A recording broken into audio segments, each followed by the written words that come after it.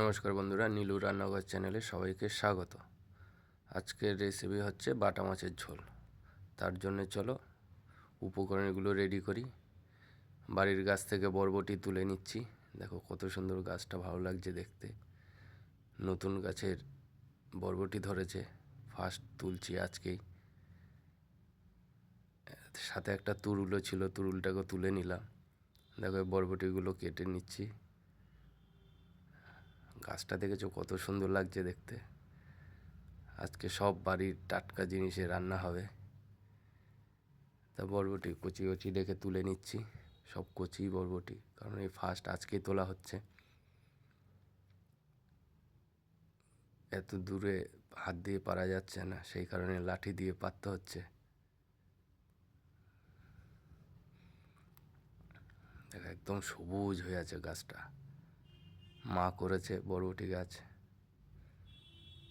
বরবটিগুলো তোলা হচ্ছে, বাটা মাছের ঝোল করব। মা বললো বরবটি বাটা মাছ দিয়ে খুব ভালো লাগবে, তাই জন্যে। আর যারা অবশ্যই আমার চ্যানেলটাকে দেখে ভালো লাগে, অবশ্যই আমার চ্যানেলে লাইক আর সাবস্ক্রাইব করে দেবে।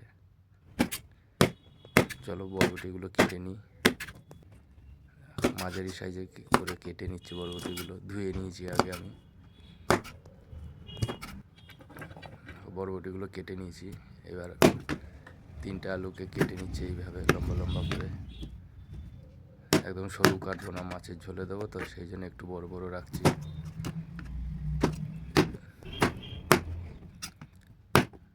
দেখো কেটে নিয়েছি, কেটে ধুয়ে এবার নিয়েছি। আর এইদিকে মশলাগুলো সব রেডি করে রেখেছি দেখো। আর মাছগুলোকে এবার ভাজা করব।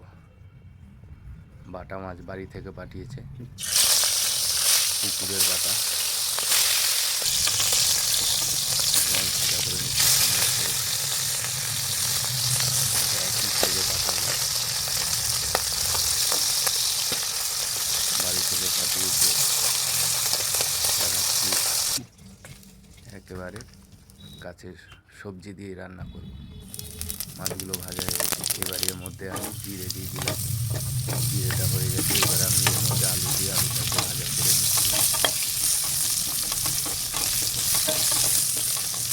হালকা আলু ভাজা হয়ে গেছে। এর মধ্যে এবার আমি কাঁচা লঙ্কাগুলো চিড়ে রেখেছিলাম, সেই কাঁচা লঙ্কাগুলোকে দিয়ে দিচ্ছি। কাঁচা লঙ্কাগুলো হালকা কালার চেঞ্জ হলে এর মধ্যে এবার আমি পেঁয়াজ দিয়ে দিলাম। পেঁয়াজটাও হালকা কালার চেঞ্জ হয়ে যাচ্ছে। এর মধ্যে এবার আমি আদা বাটা দিয়ে দিলাম।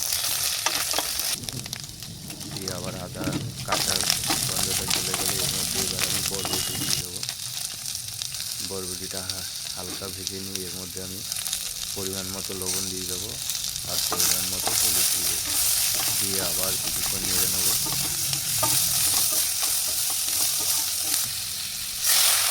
এর মধ্যে এবার আমি একটু জল দিয়ে, হালকা জল দিয়ে, যখন মশলাটা বরবটি আর আলুর মধ্যে মিশে যায়, নেড়ে চেড়ে নিলাম। এর মধ্যে এবার আমি টমেটো দিয়ে দিলাম।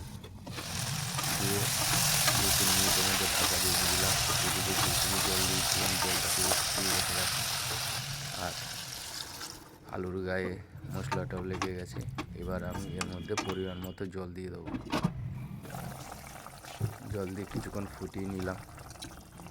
নিয়ে এর মধ্যে আমি আবার ভালো করে নেড়ে নিলাম। এর মধ্যে আমি মাছগুলোকে অ্যাড করে দেবো। মাছগুলো দেখো ভাজা করে রেখেছিলাম। মাছগুলোকে দিয়ে আবার একটু কিছুক্ষণের জন্য ঢাকা দিয়ে রেখে দেবো। দেখো এর মধ্যে এবার আমি জিরে বাটা দিয়ে দিয়েছি। আর নামানোর আগে ধনেপাতা কুচো কুচো করে দিয়ে দিয়েছি। আমার আজকে রান্না সম্পূর্ণ হয়ে গেছে।